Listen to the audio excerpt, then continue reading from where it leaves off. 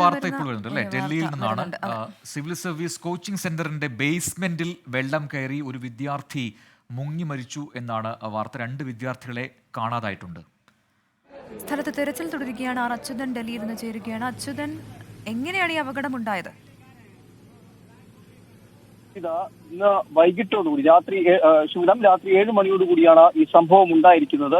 Delhi old Rajendra നഗറിലെ ഒരു civil service coaching സെന്ററിലാണ് ഈ അപകടം സംഭവിച്ചത്. അതായത് വൈകിട്ട് ഈ ഡൽഹിയിലാകെ കനത്ത മഴ ഉണ്ടായിരുന്നു. ഈ സാഹചര്യത്തിൽ ഈ കോച്ചിംഗ് സെന്ററിന്റെ ബേസ്മെന്റിലേക്ക് വെള്ളം കയറി നിറയുന്ന ഒരു സാഹചര്യം ഉണ്ടായി.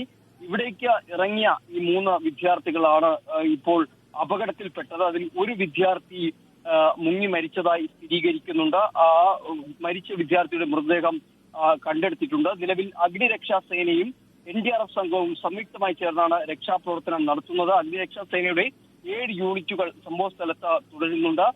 ഈ സംഭവത്തെക്കുറിച്ച് അന്വേഷിക്കാൻ മജിസ്ട്രേറ്റിന് ഇപ്പോൾ മന്ത്രി അതിഷി നിർദ്ദേശം നൽകിയിട്ടുണ്ട്. നിലവിൽ ബിജെപിയുടെ MPയും അതുപോലെ തന്നെ MCD മേയറും ഈ സംഭവ സ്ഥലം സന്ദർശിച്ച സ്ഥിതിഗതികൾ വിലയിരുത്തിയിട്ടുണ്ട്. ഏറെ ദുസ്സഹം എന്നാൽ ഇതിനകത്തേക്ക് ഈ രക്ഷാപ്രവർത്തനം നടത്തുന്നതിനടക്കമുള്ള കാര്യങ്ങളിൽ പ്രയാസം നേരിടുന്നുണ്ട് എന്നുള്ളതാണ് അവിടെ നിന്നും നമുക്ക് അറിയാൻ കഴിയുന്ന വിവരം. എന്തായാലും രക്ഷാപ്രവർത്തനം NDRF സംഘത്തിന്റെയും പോലീസിന്റെയും അഗ്നിരക്ഷാ സേനയുടെയും നേതൃത്വത്തിലാണ് ഇപ്പോൾ ഇവിടെ പുരോഗമിക്കുന്നത്. 2 വിദ്യാർത്ഥികളെ കാണാനില്ല. അവർക്കായിട്ടുള്ള തിരച്ചിലാണ് ഇപ്പോൾ പുരോഗമിക്കുന്നത്. പ്രജിൻ, പ്രവിത.